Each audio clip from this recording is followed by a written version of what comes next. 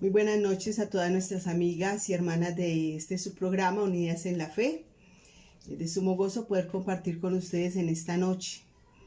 Hoy tenemos un programa especial, igual que cada vez que nos reunimos a través de este medio, deseando que Dios nos edifique y que Dios construya cosas maravillosas en nuestra vida, que podamos aprender a vivir en sociedad, en relación de pareja, como madres y también como miembros de una congregación, que podamos nosotros aprender a vivir y a defendernos de una manera cristiana en todos los roles que Dios nos ha colocado.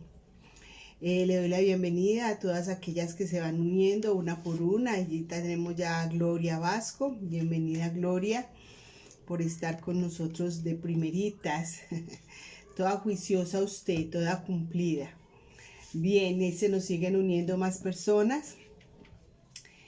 Vamos a iniciar entonces con este programa, donde estamos trabajando un tema que se llama límites, las leyes de los límites en el matrimonio. Estamos estudiando lo que son límites matrimoniales, pero estamos viendo las leyes que tienen que ver con este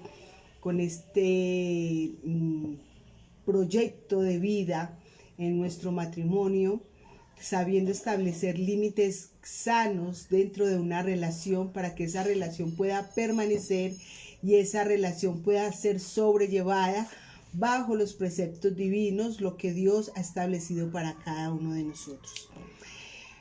Voy a tomar como texto referente en esta noche Colosenses capítulo 3 verso 16, donde dice: la palabra de Cristo more en abundancia en vosotros, enseñándoos y exhortándoos unos a otros en toda sabiduría, cantando con gracia en vuestros corazones al Señor con salmos e himnos y cánticos espirituales.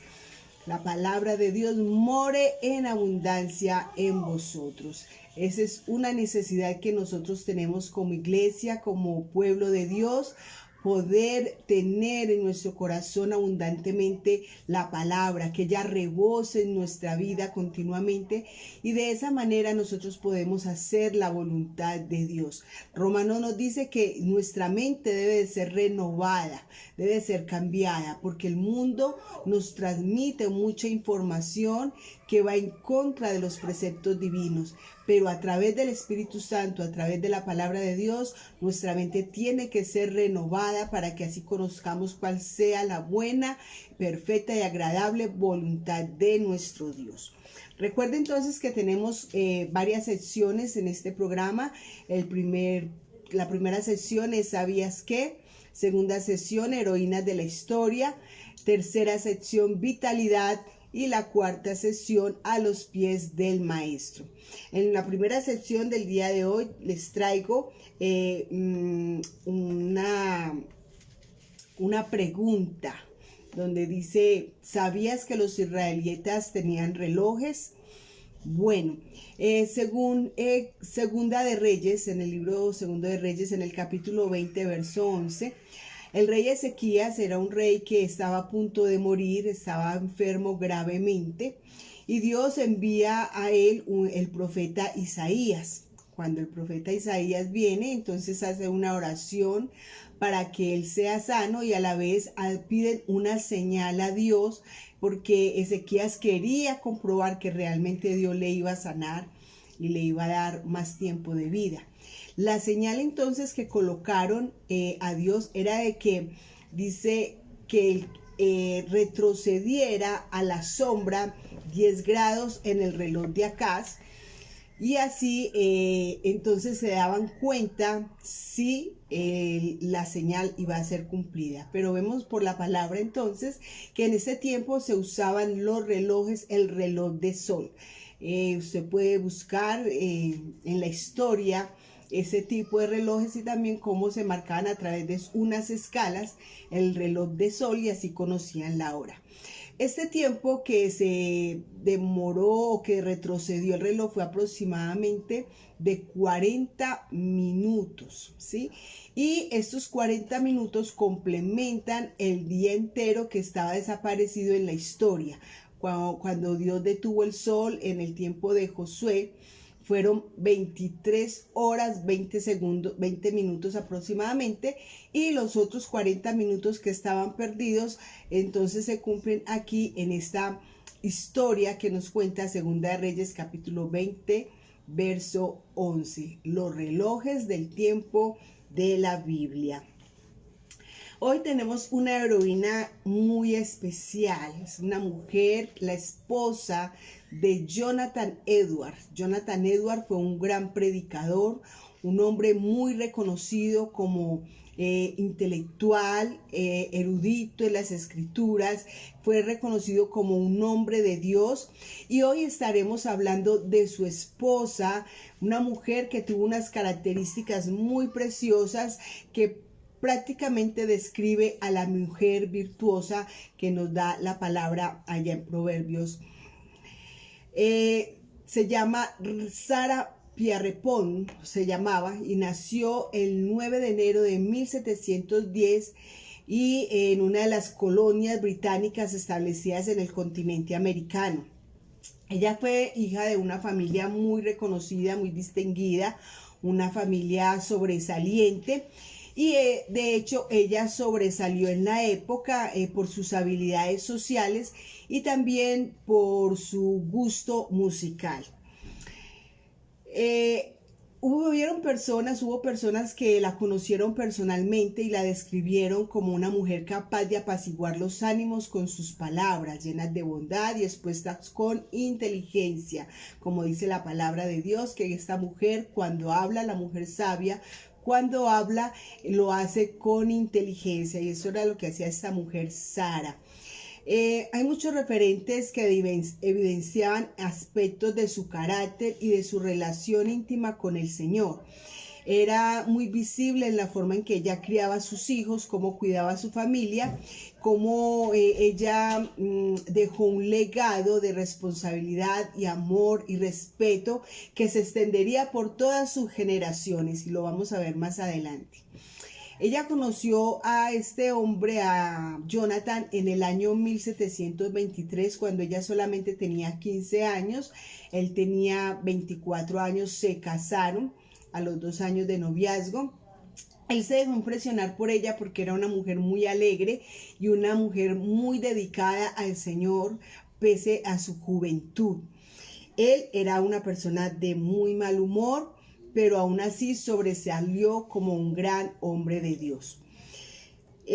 Ser la esposa de un hombre que llegó a convertirse en un legado de la iglesia en los siguientes siglos tuvo que demandar mucho sacrificio de parte de Sara, pero ella supo administrar bien sus capacidades de tal forma que se convirtió en una ayuda para su esposo.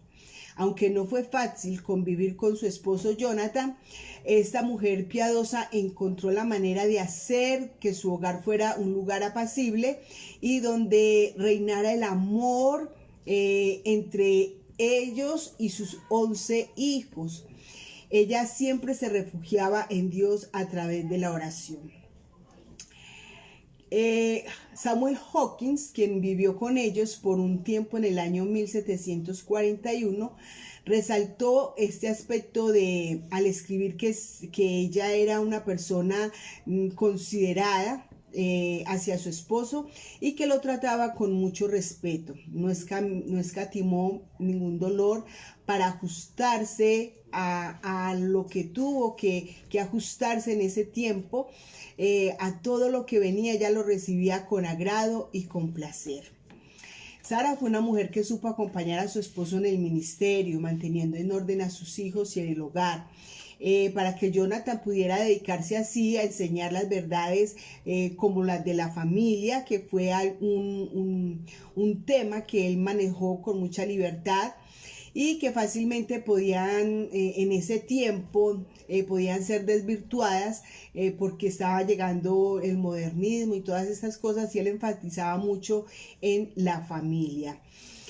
Allí en su familia hubo mucho bienestar, y esta mujer, pese a sus dificultades, a los problemas de salud, ella pudo trabajar incansablemente, y aunque fue muy exigida en su vida, tuvo mucha exigencia, ella pudo desarrollar sus tareas con mucha libertad, con mucho amor y con mucha paciencia. Entre los trabajos que a Sara le tocó realizar, tenía el buscar el agua. Recuerden que en ese tiempo no habían alcantarillados, ni tampoco habían tuberías de agua. Tocaba ir a buscar el agua, tocaba lavar la ropa, cuidar a sus bebés. Recuerde que tuvo 11 hijos, tocaba amamantar a los más pequeños, cultivar y conservar los alimentos, traer la leña y mantener el fuego. Además de esto, a Sara le tocaba cocinar, empacar la comida para los visitantes y confeccionar la ropa de su familia. Esto lo hacía con lana que obtenían de las ovejas que ella tenía, y esto implicaba hilar y tejer para coser. A estas tareas había que sumar las enseñanzas a los niños, lo que no aprendían en la escuela. Entonces Sara se encargaba de enseñarles en casa. Se dice que su labor como esposa fue una obra magna y que solamente podía lograrse bajo la gracia de Dios. En la crianza de sus hijos fue un gran testimonio. Fue muy notorio lo que ella hizo, su trabajo. Entre sus reglas mantenía la indiscutible obediencia, el respeto y la importancia de la enseñanza de la verdad de Dios. Esos fueron los 3 puntos esenciales en la educación de sus hijos, lo cual más adelante veremos cómo hizo de efecto esto a toda su generación. Algunas de las personas que se hospedaron en la casa de Jonathan Edwards la describieron como una persona que tenía una excelente manera de instruir a sus niños y que sabía cómo hacer que la respetaran y la obedecieran con alegría. No la obedecían por temor, sino que lo hacían alegremente. Ella no necesitaba maltratarlos, ni insultarlos, ni tampoco golpearlos. Si se presentaba la necesidad de corregirlos, entonces ella lo hacía sin dejarse llevar del enojo, de la rabia, que es lo que en muchas ocasiones hacemos los padres de familia. Dejamos que el enojo y la ira nos lleve a querer corregir a nuestros hijos, cuando esto es contraproducente, hacerlo bajo nuestras emociones. Ella dice, las personas que la conocían, que ella lo hacía con pocas palabras y con vehemencia. Otra de sus pautas era siempre hablar bien de todas las personas. Dicen ellos, los que la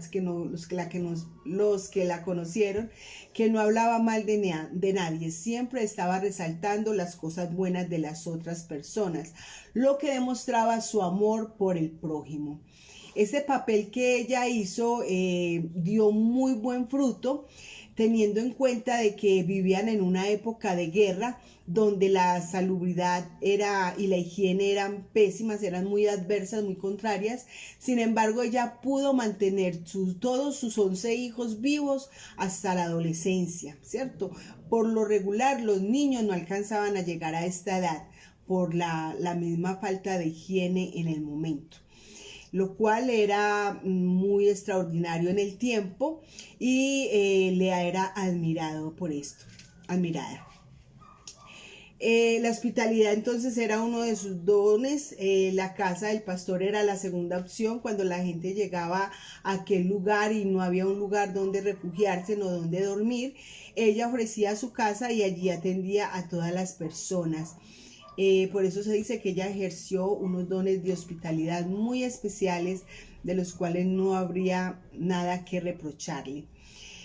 También George, quien la conoció, decía que Sara y Edward eran personas muy significativas y que tenían un matrimonio y unos hijos y un desempeño en esta familia de manera preciosa.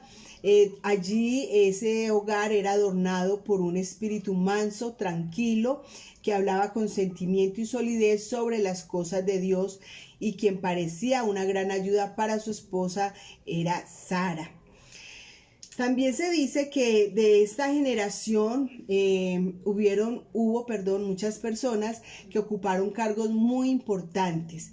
En el año 1757 y en menos de un año murieron 4 miembros de la familia Edwards. Una de sus hijas y junto con su esposo mueren, y ese mismo año Jonathan Edwards recibe un puesto muy importante dentro de la Universidad de New Jersey, y su esposa Sara se va a buscar a sus nietos porque habían perdido sus padres, y en este tiempo entonces Jonathan adquiere lo que fue la viruela, mientras ella también adquirió una enfermedad que es la disentería, y murieron.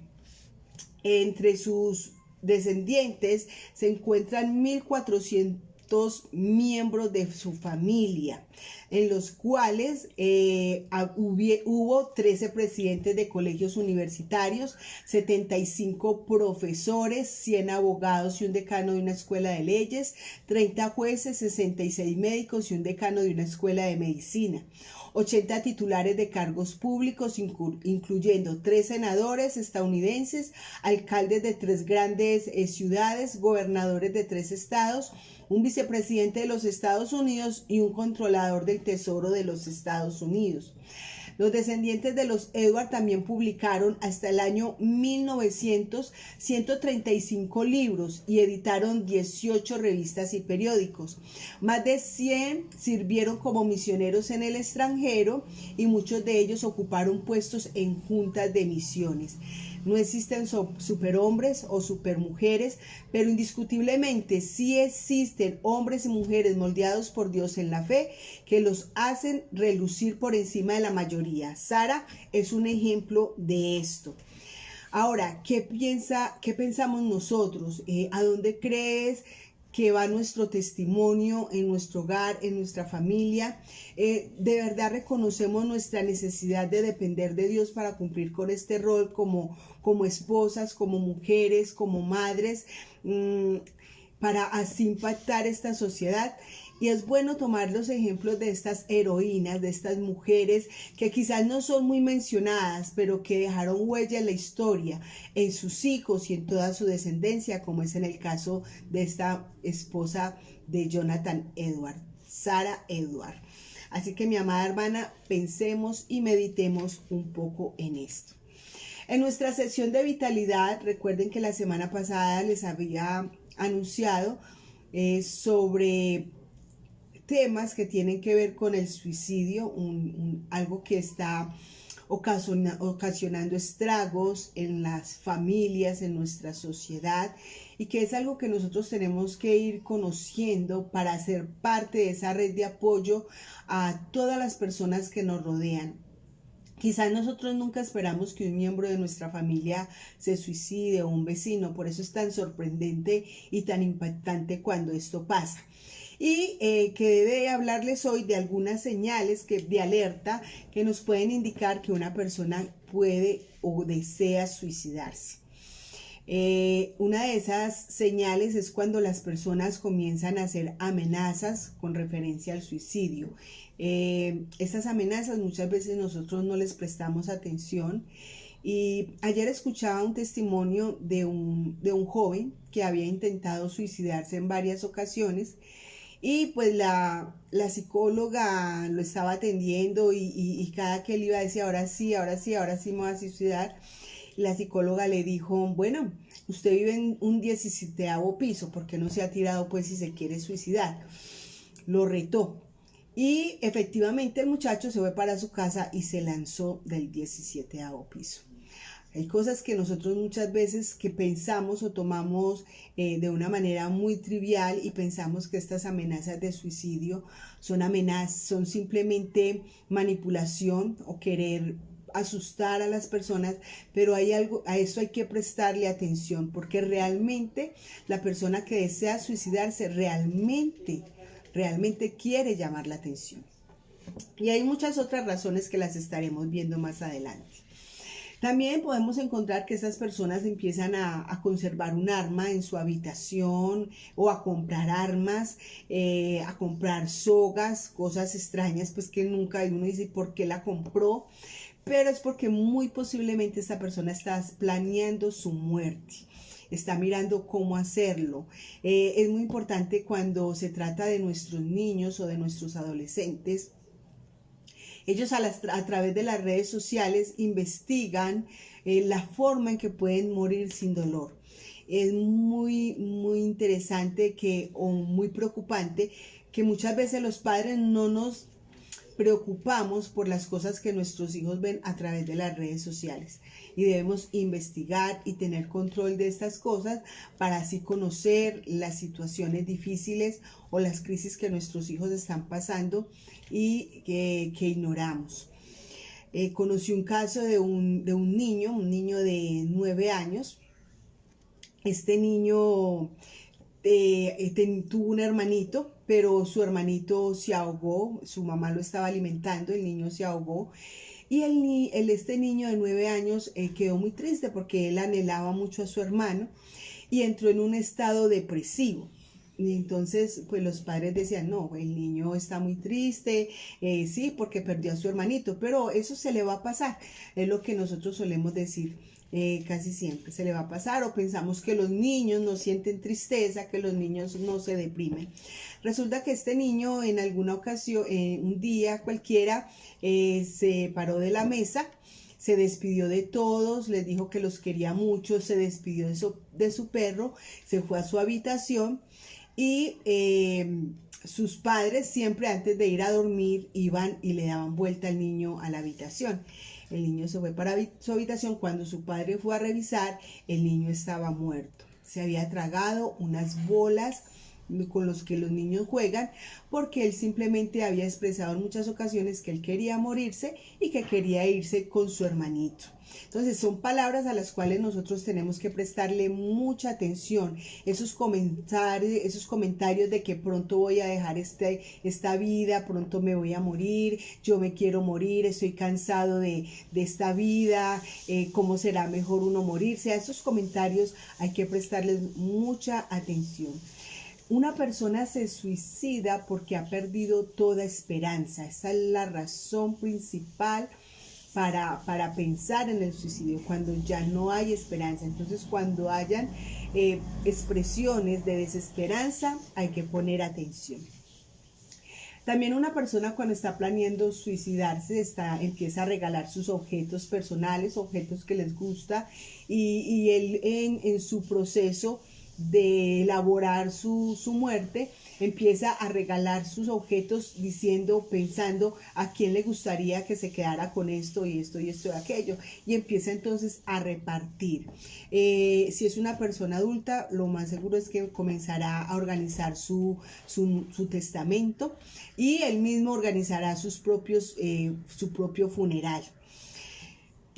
No necesariamente la persona que se va a suicidar tiene que estar deprimida o triste.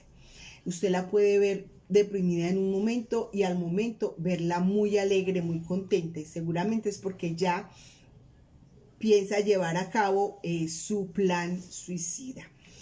Si estas personas están deprimidas, hay que poner atención.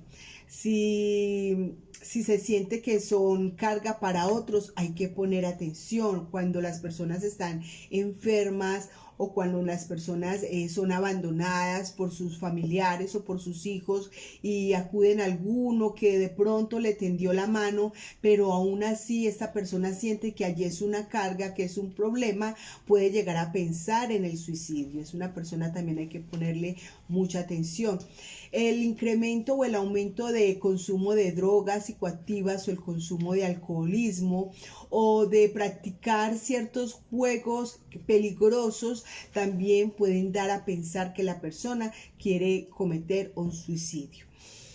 Se aísla totalmente, se aísla de todo lo que le gusta, se encierra, no quiere hablar con nadie, no quiere compartir con nadie.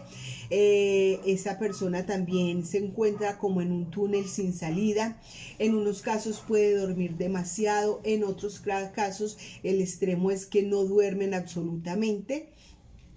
Ellos expresan que no tienen ningún motivo para vivir, llaman a las personas para despedirse, y también se puede dar en el caso de personas que sienten dolores muy intensos, que estén pensando en el suicidio. Estos puntos hay que tenerlos en cuenta. Hay muchos temas, hay mucho que podríamos hablar sobre el suicidio, pero solamente les estoy dando ciertos tips que son importantes tenerlos en cuenta. Todas las personas, todos los seres humanos, no tenemos que ser profesionales, tenemos que conocer las pautas para proteger las vidas de las personas.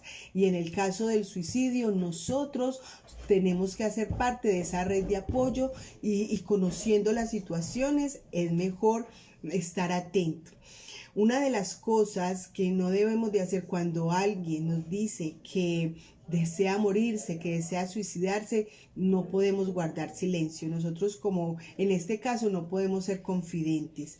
Hay que informar inmediatamente a la familia, a las personas más cercanas, en el caso de los maestras de escuela dominical o los consejeros de la iglesia o los pastores o las esposas del pastor, que se dan cuenta que esto está pasando. Inmediatamente debe de informar a su familia para buscar ayuda y así evitar un desastre en la vida de esta persona. Bueno, nos vamos entonces para nuestra siguiente actividad, a los pies del maestro, nuestra última sección. Hoy vamos a continuar entonces con las leyes de los límites en el matrimonio. La semana pasada veíamos 4 leyes muy importantes. La ley de la siembra, que es donde nosotros debemos de permitir que la otra persona, nuestro cónyuge, en el caso de hablando de los esposos, sufran las consecuencias de sus malas acciones. No debemos sobreprotegerlos, sino que debemos dejar que ellos aprendan sufriendo las consecuencias de lo malo que hacen. Cuando nosotros nos encargamos de protegerle y de suplir todas sus necesidades para que no sufra más, le estamos perjudicando y le estamos haciendo demasiado daño a esta persona. También la ley de la responsabilidad. Debemos de recordar que cada persona es responsable de sus propios sentimientos, de sus propias emociones, como veíamos en programas anteriores. Cada persona es responsable de sí mismo. Nosotros no podemos hacernos responsables de los demás, no podemos pensar por ellos, no podemos tomar decisiones por ellos. Cada uno es responsable, y esto lo tenemos que tener muy claro, especialmente cuando se trata de nuestros hijos. Muchos padres y muchas madres quieren pensar por ellos, tomar decisiones por ellos, y no les damos la libertad de que ellos tropiecen y que aprendan las lecciones de la vida. Tenemos también el tercer punto, que era la ley del poder, donde nosotros, por nuestra naturaleza pecaminosa, en muchas ocasiones tenemos dificultades para establecer límites, nuestro carácter mal formado, el carácter que traemos del mundo, pero ahora tenemos la posibilidad de poder, porque contamos con la ayuda de nuestro Dios, con la ayuda del Espíritu Santo, que nos ayuda a discernir, a conocer lo que es bueno, a entenderlo y a ponerlo por obra. Entonces, por lo tanto, debemos de depositar toda nuestra confianza en Dios para así poder establecer límites sanos para nuestra vida. Y la cuarta ley que vimos fue la ley del respeto, donde yo acepto los límites que me ponen otros, y también otros van a aceptar los límites que yo coloco. En muchas ocasiones no aceptamos que nos pongan límites, y nosotros y respetar. Por ejemplo, ahora con lo de la pandemia, hay personas que son se cuidan bastante, que son muy responsables con su vida, pero hay personas que son irresponsables, ¿ya? pero el que es irresponsable con su vida tiende a enojarse con el que es responsable, con el que se quiere cuidar porque no hace como a él le parece o como él quiere. Nosotros debemos de respetar los límites de cada persona, debemos de respetar las normas que han sido establecidas, y cada familia tiene unas normas establecidas en su hogar para protegerse, para cuidarse, y esto hay que respetarlo, ¿sí? Cuando nuestro cónyuge también tiene algunas decisiones o algunos gustos, nosotros debemos de respetarle sus gustos, pero también él debe de respetar los nuestros. Entonces, de la misma manera que yo respeto los gustos de mi cónyuge, él debe de respetar los míos. Aquí, entonces, se cumple lo que dice la palabra: lo que no quieres que haga contigo, no lo hagas con los demás. Vámonos entonces para la quinta ley, que es la ley de las motivaciones. En la ley de las motivaciones nos encontramos en que hay personas, por ejemplo, que dan mucho de sí, que aman a todas las personas, que todo el que lo necesite ahí está, pero luego, después de que le ha ayudado, de que le ha dado, de que lo ha apoyado, porque él está obrando o actuando de acuerdo a la palabra, y eso es real, perdón, y esto debe de hacerse, pero luego viene una especie de frustración cuando no se siente correspondido. O sea, yo le amo, pero él a mí no me ama. Entonces, cuando no nos sentimos correspondidos, es porque las motivaciones que nos conducen a hacerle el bien a las otras personas no son las más correctas. Aunque también tenemos algunos ejemplos. Por ejemplo, hay personas que no establecen límites a los demás por temor a la pérdida de amor o de abandono. En muchos casos hay algunos varones, esposos, que no le colocan límites a sus esposas porque no quieren que las esposas los abandonen, o porque no quieren que las esposas los dejen de amar, o a la inversa. Hay mujeres que no colocan límites a sus esposos porque no quieren ser abandonadas, no quieren que el esposo las deje, y encontramos que muchas ocasiones los varones o las mujeres amenazan con abandonar a la otra persona si no hace lo que ella le pide, ¿sí? Hombres, por ejemplo, que le dicen a la esposa: bueno, si usted sale de la casa, yo soy capaz de dejarla. Entonces la mujer se queda encerrada en la casa, no sale a ninguna parte porque le da temor que su esposo la abandone por no obedecerle. Y estos son cosas que realmente no tienen ningún sentido y que nosotros tenemos que tener cuidado de ello.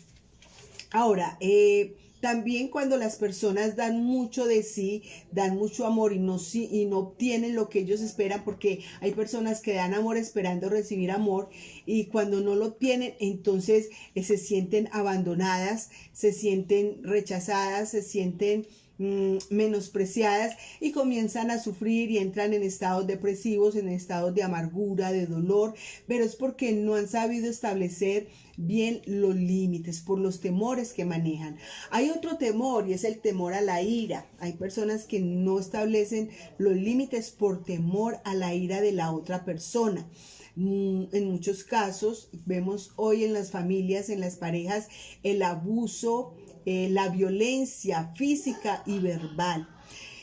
Porque la violencia intrafamiliar se compone de muchas cosas, no solamente la de dar golpes, dar puñetazos, estrujar, coger del pelo a la mujer o a la esposa, coger, o a las mujeres que tienen la tendencia a arañarle la cara a los hombres. Esos son los conflictos que se ven en los hogares. Violencia física. La violencia verbal tiene que ver con esas expresiones o esas palabras ofensivas, esas palabras hirientes, esas palabras que dañan, que destruyen, que rebajan la autoestima de la persona, que la subyugan, que la someten o que las hacen sentir como absolutamente nada. El temor, este temor a la ira, también impide que nosotros coloquemos los límites correspondientes, y por lo regular, cuando los niños, porque desafortunadamente también tengo que meter a los niños aquí, cuando nosotros tenemos niños que son demasiado obedientes, eso es de preocupar. ¿Por qué? Porque muchas veces a los niños no se les da la oportunidad de pensar y de actuar de acuerdo a lo que ellos quieren hacer. Por ejemplo, un niño se le pregunta, Pedrito, ¿tú qué quieres ser cuando seas grande? Entonces la respuesta de este niño es, mi mamá quiere que yo sea médico. No, pero ¿qué quieres tú? No, mi mamá quiere que yo sea médico. Entonces vemos que muchas veces así, desde la infancia, se está colocando al niño en una posición donde él no puede mantener límites. Por lo tanto, estos niños son abusados sexualmente, son abusados físicamente, son los niños que son la mejor opción para hacerle bullying en el colegio, son los niños que son burlados, que son abusados por sus compañeros, porque sus padres no les han enseñado que ellos tienen criterio. En el caso de las parejas, muchas esposas tampoco sus esposos les permite pensar ni tomar decisiones. Se ha tenido un mal concepto de lo que es la sujeción. Se cree que la sujeción es decirle a todo sí y absolutamente decir nunca un no. Eso no es la sujeción. Cuando la Biblia habla de sujeción, recuerde que hablan de sujetarse el uno al otro, los unos a los otros. Entre todo, ahí va por delante el respeto a lo que tú piensas, el respeto a lo que tú quieres y el respeto a lo que a ti te gusta, cómo te gusta hacerlo. Podemos llegar a un acuerdo, a eso se trata el someterse los unos a los otros, pensar en un acuerdo, más no subyugar al cónyuge. Nos encontramos que no siempre la mujer es la subyugada. También hay mujeres que son abusivas y subyugan a sus esposos, los maltratan verbalmente, los humillan, son como nada en la casa y ellos hacen todo lo que ella diga. Suelen decir los hombres, usted sabe que en la casa la que manda es la mujer. Y estos términos son burlescos, hasta cierto punto están mostrando lo que realmente está pasando en casa. Bien, tenemos un tercer temor, que es el temor a la soledad. A algunas personas les da miedo a quedarse solos, entonces son muy complacientes con sus amigos, son muy complacientes con su pareja, con su esposo o con su esposa, y creen que de esta manera ellos van a ganar el amor de la otra persona. Pero no es así, hermanos. Tener una persona al lado, y lo digo como mujer, tener un varón al lado que no tenga criterio, que no piense, que no asuma sus responsabilidades como hombre en casa, debe ser muy frustrante. Yo a veces veo casos, lo digo de manera personal, donde yo digo, pobre hombre, y qué pereza esa mujer tener un hombre así. O sea, me parece hartísimo que una mujer tenga un hombre que no tenga criterio y que no tome decisiones, sino que siempre está esperando a que su esposa sea la que tome las decisiones y la que diga qué se tiene que hacer en casa.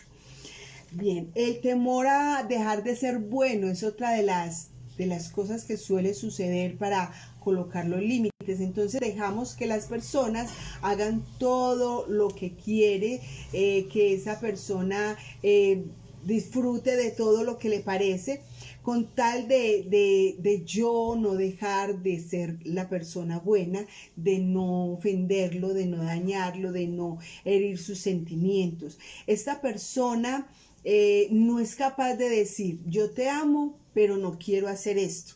¿Sí? Esta persona no es capaz de demostrar el amor de otra manera. Y recuerde que los límites son una expresión de amor, porque los límites cuidan a mi ser querido. Y lo vamos a ver en uno de las siguientes leyes. Y el quinto punto es la culpa. Muchas personas entregan todo porque se sienten culpables y se esfuerzan lo suficientemente para poder satisfacer las necesidades de otras personas debido a la culpa que ellos tienen, porque ellos buscan sentirse bien consigo mismo. En algunos casos vemos que hay papás, hay mamás que manipulan a sus hijos o también esposos, donde le dicen a su esposa, es que usted es lo que es por mí, es que usted tiene lo que tiene por mí, es que usted vale lo que vale por mí, o papás que dicen, vea, usted tiene lo que tiene por mí, o empiezan a manipular, usted como tiene y yo que no tengo nada, y usted que fue, yo que le di todo y usted a mí no me da nada. Entonces es un tipo de manipulación donde empiezan a hacer sentir culpable a la otra persona, y la persona al sentirse con culpa entonces cede a todas las exigencias de la otra persona o de sus padres y no coloca límites. Hay mamás que se atreven a decirle a sus hijos, recuerde que primero fui yo que su mujer, recuerde que primero es mamá que su mujer, recuerde que primero soy yo, y empiezan a intervenir en el hogar, en la familia de su hijo o de su hija, y entonces allí vienen los daños. En muchas ocasiones a los papás que quieren involucrarse dentro de la relación de pareja, de la relación matrimonial, hay que ponerle límites y no dejar que ellos nos controlen o nos manejen. También está otro punto que es la retribución. Muchas personas han recibido cosas y manejan esta culpa y por vergüenza, entonces ellos se ven obligados a retribuirle a las otras personas por lo que han hecho por ellos. Por ejemplo, si alguien en algún momento me vio con necesidad y me ayudó, viene en algún momento a usurpar, a violentar mi vida, a querer sobrepasar sobre mí, violar los límites que yo he establecido, y por temor, porque le debo mucho, entonces no soy capaz de decirle pare, deténgase ahí, podamos llegar hasta aquí. Usted me ha dado mucho, pero eso no quiere decir que usted va a manejar mi vida. Hay personas que cuando ayudan a otros, entonces empiezan a controlar su vida y a decirle, si no hace lo que yo hago, entonces no le voy a dar tal cosa. Esas cosas nosotros no las podemos permitir, ¿sí? Otras personas buscan lo que es la aprobación y están tan preocupados porque su papá y su mamá los aprueben en la infancia, que cuando llegan a la edad adulta están buscando de la misma manera que todas aquellas personas que sean importantes para él, todas las personas que le rodeen, es como si fueran su papá y su mamá, y entonces buscan agradar y congraciarse con todas las personas, buscando la aprobación, buscando que le acepten, que nadie le recrimine o que nadie le rechace, que siempre tenga aceptación de todas las personas.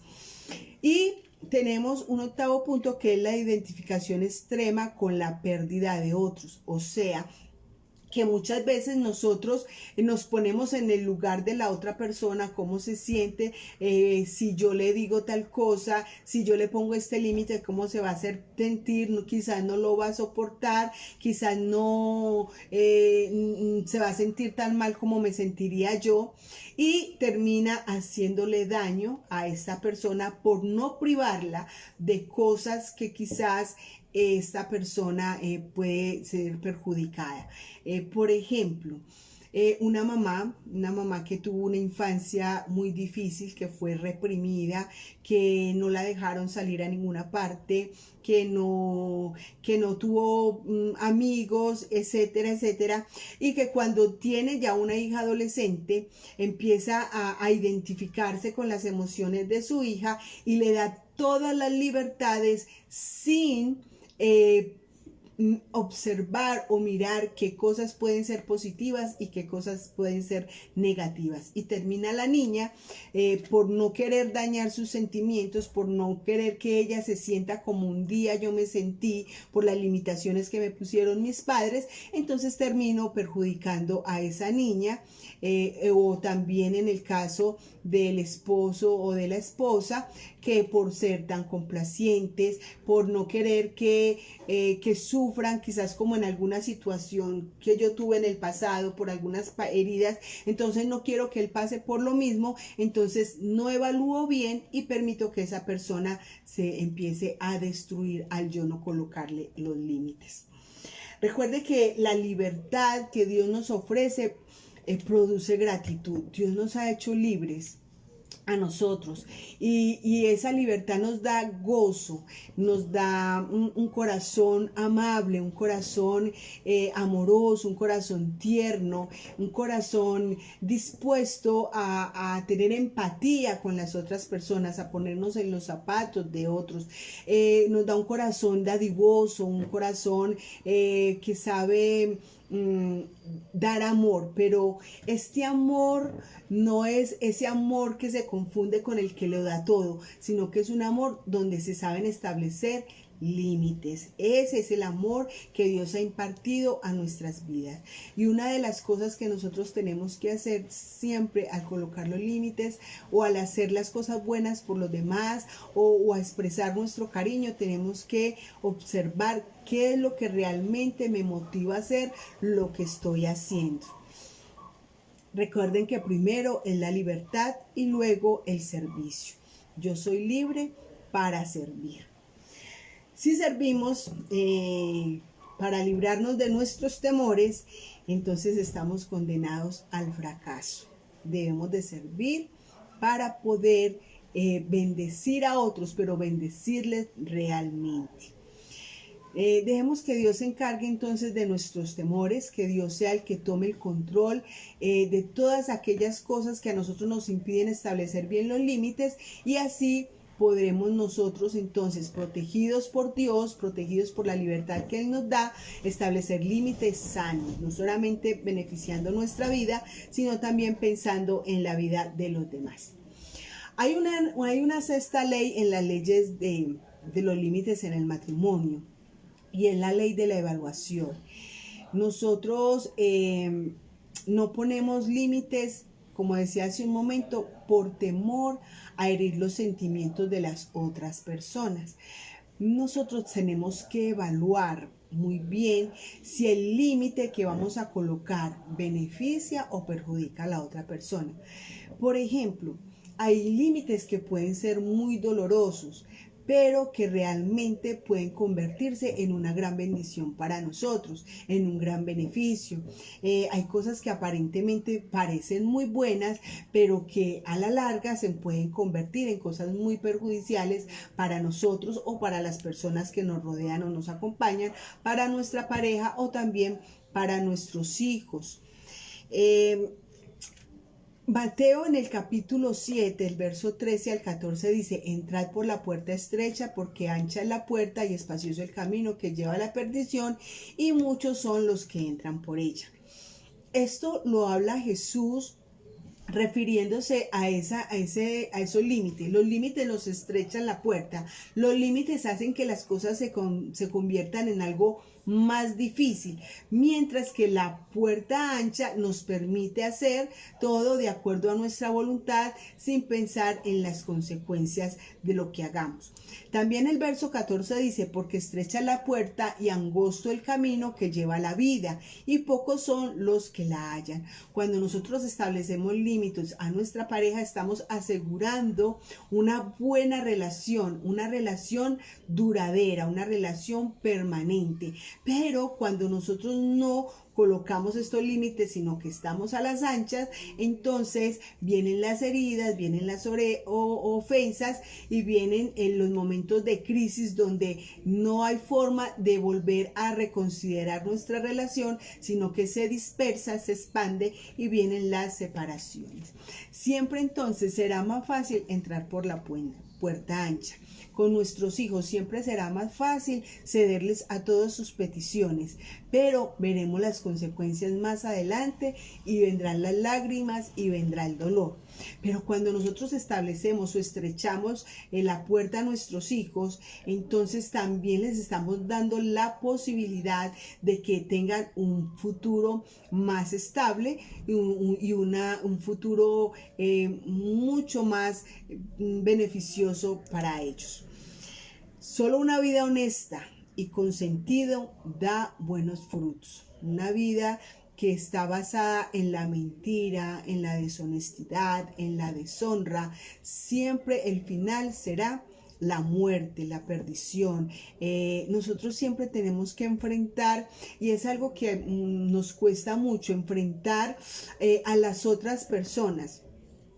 Hay mujeres que les da dificultad enfrentar a su esposo con sus pecados, con sus cosas. Ay, no, es que él es mi esposo y ¿cómo le voy a decir yo eso? Él es el hombre de la casa. Sí, pero con mucho cariño y con mucha ternura, al esposo hay que enfrentarlo también con sus pecados. Y a la inversa, el esposo también debe de enfrentar con mucho amor, con mucha ternura, con palabra en mano, los pecados de su esposa. ¿Por qué razón? Porque si no se corrigen, esto cada día se irá a un abismo. Tenemos entonces que enfrentar. Ahora, en el momento de enfrentar las situaciones difíciles, debemos de evaluar si el dolor que vamos a causar es para bien o si ese dolor que vamos a causar es para mal.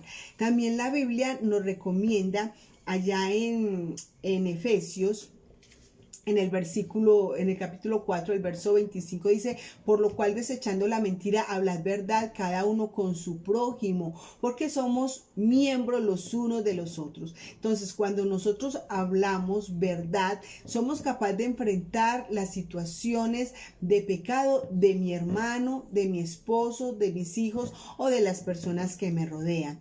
Este enfrentamiento tiene un solo propósito y es que la otra persona crezca o que yo crezca.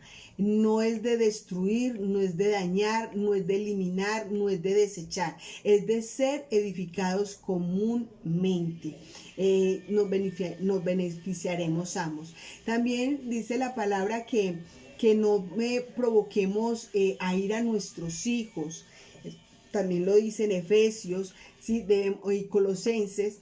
Debemos de evaluar muy bien cuando nosotros vamos a colocar alguna regla o alguna norma de no ser abusivos, ¿sí? Y crear cosas que realmente no tienen sentido. Siempre que nosotros coloquemos reglas o normas, nos vamos a tener que enfrentar por lo regular al enojo de nuestros hijos, porque es que a nosotros nos cuesta aceptar las reglas y las normas. Somos por naturaleza indisciplinados y no nos gusta que se nos ordene, nos gusta ordenar. Entonces, en el caso de nuestros hijos, cuando les ponemos normas, si no lo hacemos con sabiduría, haciéndole entender, porque también en muchas ocasiones les colocamos normas a nuestros hijos que no tienen razón de ser, que no tienen sentido, que no tienen el porqué.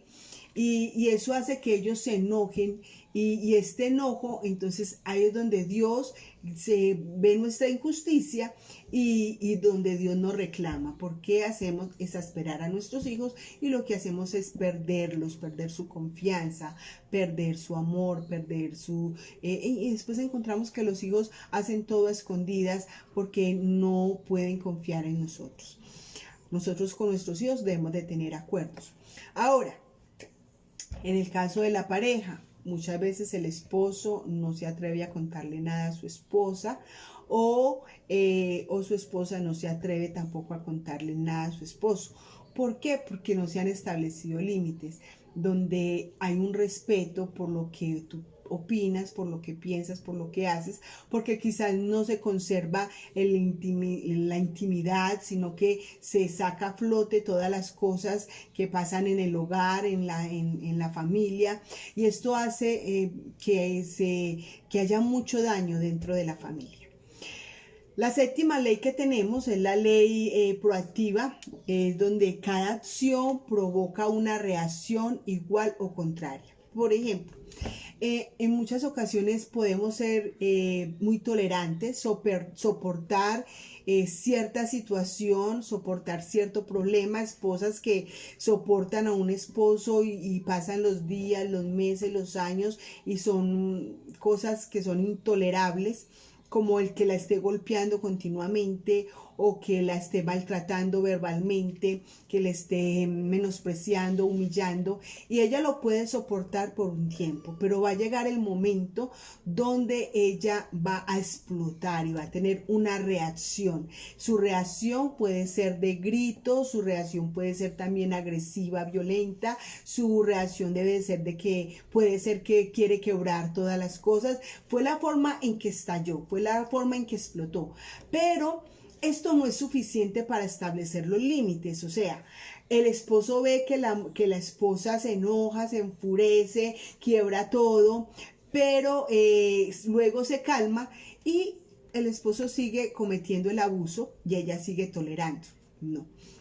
Cuando hay una reacción, es la oportunidad de comenzar de nuevo y de empezar a establecer los límites. Lo más recomendable es que no guardemos, que no acumulemos enojos.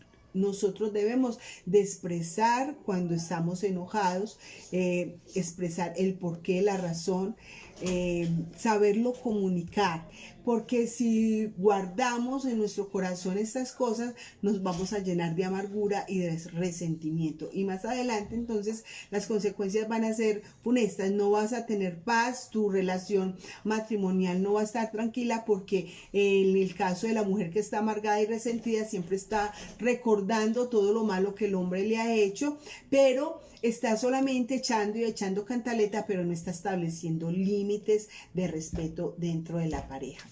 En Romanos, en el capítulo 4, en el capítulo 5 y en el capítulo 7 nos muestra la palabra de Dios que la ley produce enojo, lo que les estaba diciendo hace un momento, produce ira en nosotros, que la ley se introduce para que el pecado abunde, o sea, para señalar el pecado. Ese es el objetivo de la ley. Y recuerde que la ley es un límite que Dios, o son los límites que Dios ha establecido para nosotros los seres humanos. Y que nosotros también, mientras estamos en la carne y vivimos con nuestras pasiones pecaminosas, el producto de esas pasiones es la muerte, o sea, las consecuencias siempre son malas. En Efesios y Colosenses entonces nos dice del cuidado que hemos de tener con nuestra esposa, con nuestro esposo, con nuestros hijos y aún con nosotros mismos. No provocar la ira ni el enojo de las otras personas. Sin embargo, en el momento de establecer límites, tenemos que enfrentar y asumir que a la otra persona quizás no le guste que yo establezca ciertos límites, pero que son necesarios a establecerlos. Por ejemplo, hay hombres que tienden a decirle a su mujer, por favor, usted a mí no me toque el celular. Y eso para ellos es colocar un límite, pero es un límite que no es sano. ¿Por qué razón? Porque el esposo le tiene que ocultar a su esposa lo que maneja en su celular. ¿Por qué le tiene que ocultar conversaciones o las personas con las cuales se relaciona? Ese es un límite malsano y es un límite que nosotros tenemos que enfrentar, buscar la razón por la cual no se quiere que esto se vea o que esto se observe. Ahora, es un límite perjudicial. ¿Por qué es un límite perjudicial? Porque le estamos dando la oportunidad al cónyuge o a la otra persona a que se tome libertades que quizás sean perjudiciales para la relación. Igualmente pasa con la mujer. La mujer tampoco tiene por qué ocultarle a su esposo lo que tiene. Yo creo que lo más importante de la buena relación matrimonial es manejar las libertades y que no haya secreto entre los dos. Siempre debe haber honestidad y respeto el uno por el otro. Entonces, las reacciones, como venía diciendo, pueden ser beneficiosas en cuanto a cómo vamos a reaccionar frente a ciertas situaciones, y en este caso, en el del celular, cómo reaccionamos, y que esa reacción nos sirva para establecer entonces límites que ayuden a mantener una buena relación matrimonial. Es necesario que después de una reacción, después de establecer los límites, haya una reconciliación. No es tener una reacción de enojo y dejarlo ahí ya. Esto hay que solucionarlo.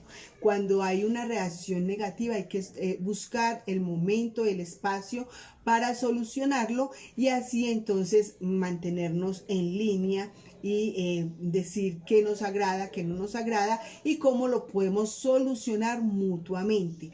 No es el que lo solucione una sola persona, se necesita la solución de ambos, que ambos aporten de cómo van a mejorar y de cómo van a buscar que los límites les ayuden a mantener una relación estable. Después de eso, entonces viene lo que es el poder tomar la iniciativa para anticiparse a los problemas y poder evitar problemas o dificultades futuras. La persona proactiva entonces tiene la capacidad de amar, de expresar lo que siente, lo que desea, lo que quiere y esto lo hace con una opinión bien sustentada. No es que yo diga, no es que yo quiero que se haga así, pero ¿por qué? Porque yo quiero que se haga así. No tiene que haber una razón. ¿Por qué? ¿Qué es lo que quiere evitar? ¿Cuáles serían las consecuencias? ¿Por qué razón queremos evitar esas cosas? ¿Por qué razón no quiero que me trates de esta manera? No quiero que me golpees, no quiero que me grites, no quiero que me estrujes, no quiero que, ¿sí? Y debe ser razonable. Claro que es razonable, pues esto como que no necesita mucha explicación, pero la otra persona a quien se le está poniendo los límites debe entender que lo que está haciendo lo está haciendo mal, que está obrando en mala y que está cometiendo un delito, que es una violencia intrafamiliar. Y que eso se tiene como delito en el día de hoy. Hoy muchas personas pasan por alto esto, pero el maltrato verbal o psicológico es un delito y también se paga. También hay consecuencias en las leyes que nos amparan en el día de hoy. La persona que es proactiva entonces es muy diferente a las personas que odian o que viven resentidas. Bueno, vamos a dejar hasta aquí. Me pasó el tiempo, ya son las 8 de la noche, las 9. Dejamos entonces hasta esta ley, la ley de la proactividad. Y esperamos entonces en la próxima semana terminar con estas leyes, son 10. Y queremos terminar y así comenzar con otros temas muy importantes que tienen que ver con los límites del matrimonio. Dios les bendiga a todos. Quiero orar antes de terminar y decirle al Señor que nos ayude, Padre, a solucionar las situaciones. Aquí hay muchas mujeres, Señor, que quizás tienen problemas en sus hogares, con su pareja, porque no han sabido establecer límites o porque sobrepasan los límites que su pareja les coloca, Señor. Te pedimos que nos dé sabiduría, que nos des gracia para poder vivir bien, mantener una buena relación, una relación de respeto mutuo, Señor, con nuestra pareja, con nuestro esposo o con las esposas, Dios. En el nombre de Jesús, yo te doy muchas gracias por cada hermano y por cada hermana. Bendíceles, Padre. Te doy gracias por este programa que nos permite transmitir cada información que tú nos das para mejorar nuestra relación.